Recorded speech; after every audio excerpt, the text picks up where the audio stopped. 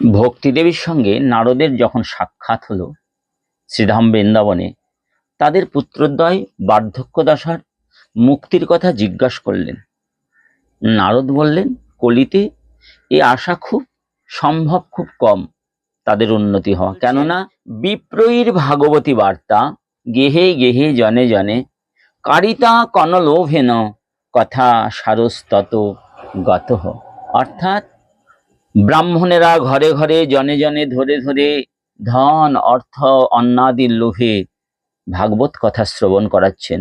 তার ফলে ভাগবতের সার কথা নষ্ট হয়ে যাচ্ছে, অর্থাৎ কৃপা শক্তি নষ্ট হয়ে যাচ্ছে, যে কারণে জ্ঞান এবং বৈরাগ্যের এই বার্ধক্যের মুক্তির আশাটা একেবারেই ক্ষীণ।